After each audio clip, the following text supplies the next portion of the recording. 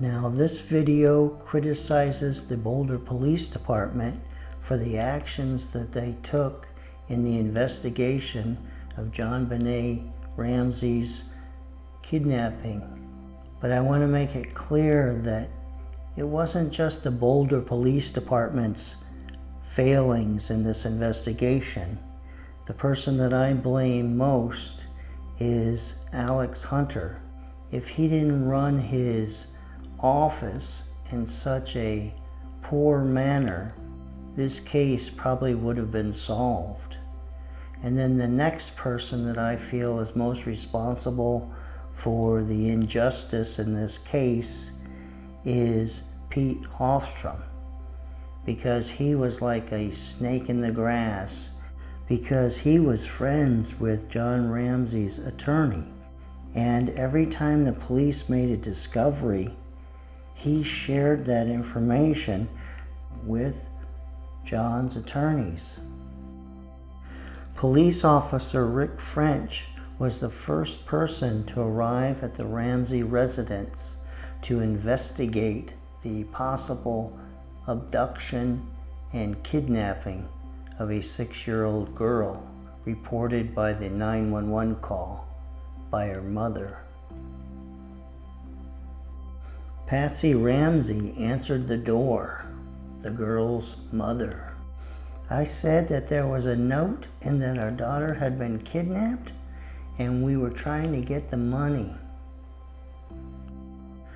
John Ramsey came down the main stairway and met Officer Rick French and Patsy and led French through the kitchen to the hallway and the secondary stairs where the ransom note was found.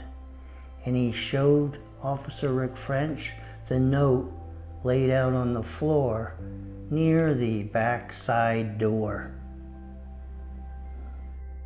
The 2.5-page ransom note was addressed to Mr. Ramsey and told him to listen carefully and that they would call between 8 and 10 a.m. tomorrow with instructions on delivery. And if they didn't follow the instructions, his daughter was going to be killed. Sergeant Paul Reichenbach arrived at 6:05 a.m. shortly after French, and he met Patsy and John and spoke to them, and he spoke to Officer French, who said, "Something doesn't seem right here." Robert Whitson's pager went off shortly after 6 a.m. and woke him from sleep. Sergeant Paul Reichenbach, who was on the night shift, paged him. On Thursday, December 26, 1996, at about 6:05 a.m., I received a page to call the Watch 3 supervisor, Paul Reichenbach. Sergeant Reichenbach advised me that he had responded to a reported kidnapping involving a 6-year-old girl from 755 15th Street in Boulder. He was requesting detective assistance.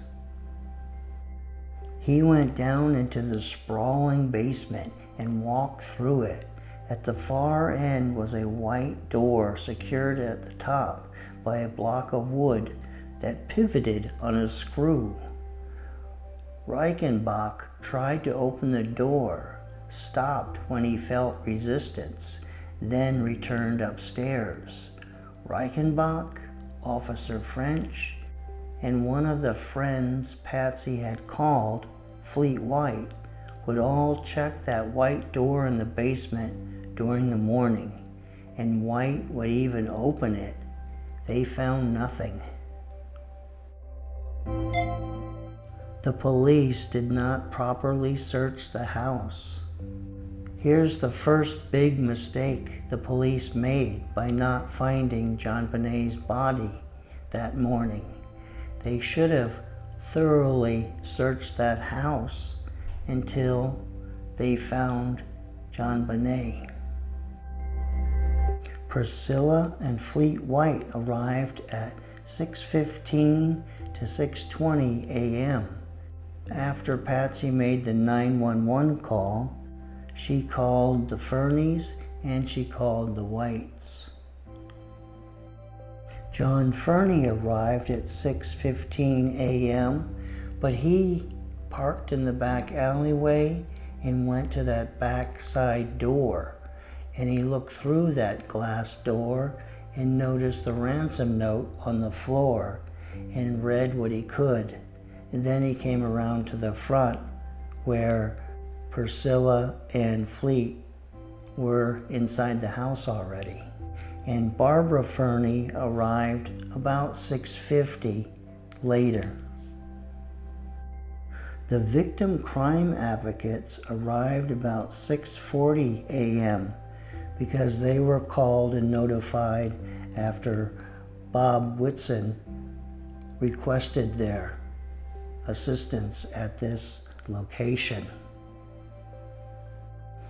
Reverend Roll Hoverstock from John and Patsy's church arrived at their house at 7:13 a.m. that morning, and he was called by Barbara Fernie, I believe. The police did not properly secure the house. Here's the next big mistake that they made. At some point that morning, they should have asked Ramsey's friends to leave, that there was too many people at the crime scene. And they should have made sure that no one moved about the house that morning. John Ramsey got Burke out of bed at 7:15 a.m. that morning and sent him with Fleet White to go to Fleet White's house and stay there while this all unfolded at the Ramseys' house. Fleet White drove Burke to the White's house. The police should have questioned Burke Ramsey to what he knew about the disappearance of his sister. Police K-9 unit was available at 7:35 a.m. that morning. The police did not request the K-9 or a bloodhound that was offered through the Boulder County Sheriff's Office.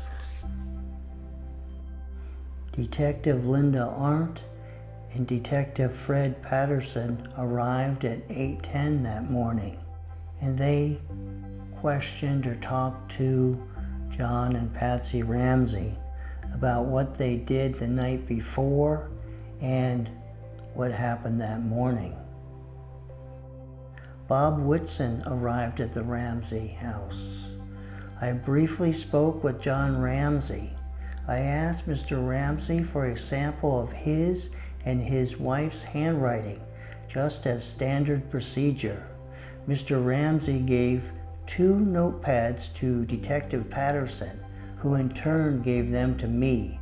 I was advised one of the pads was for Mr. Ramsey and the other was a sample of Mrs. Ramsey's writing.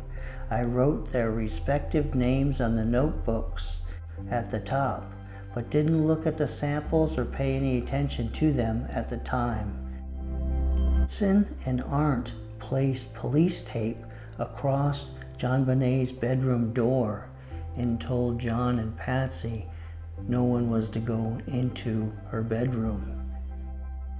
No phone call came in from the ransomer or kidnapper.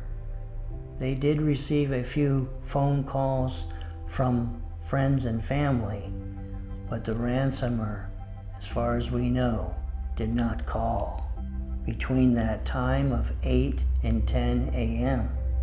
So around 11 o'clock, many of the police officers and detectives and the crime scene advocates left. Detective Linda Arndt was the only police officer at the residence to watch over 8 adults. Detective Arndt should not have been left alone. She should have at least had a couple of Boulder police officers there to help her watch everybody in the house. Morning drifts into afternoon and still no phone call. The frustration of waiting for the kidnapper to contact us becomes unbearable. Finally, Detective Linda Arndt asked me to take one person, go through the entire house, and look for anything unusual or out of place.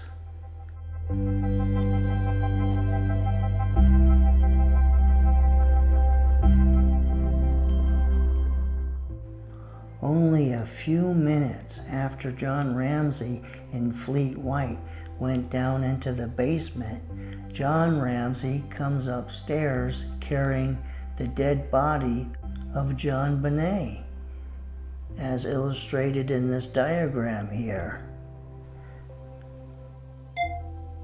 Detective Arndt should not have allowed John Ramsey and Fleet White to search the house. This was a grave mistake because John Ramsey found JonBenet's dead body and he moved it. And he also altered things by removing the duct tape from her mouth and other stuff. Now, by allowing John Ramsey to discover JonBenet's dead body and him removing the duct tape from her mouth, there were fibers on the adhesive side of the tape, and they were consistent with Patsy's red and black sweater. But by removing the tape, the fibers could have got on there at a different time. And so if the tape wasn't removed, that would have been proof that Patsy placed that tape on JonBenet's mouth. The police did not request John and Patsy Ramsey to go to the police station after they said all their goodbyes to their daughter. And if the police would have brought Patsy and John down to the police station, and John didn't request a lawyer and agreed to answer some questions, the police could have asked him about that broken window and the suitcase and the doors being locked and a whole bunch of stuff where he since lied about what happened.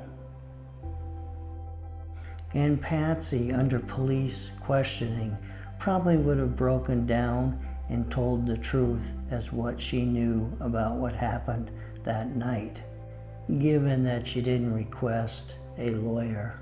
And the police questioning stopped, and the police questioning ceased. The coroner arrived at 8:20 p.m.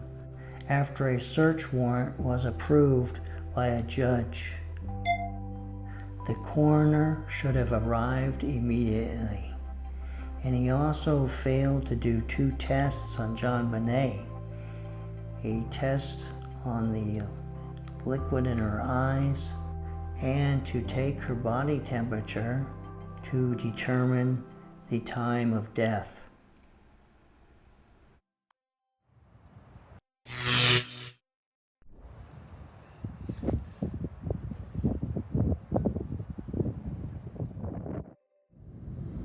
Well, this ends this episode of Unsolved.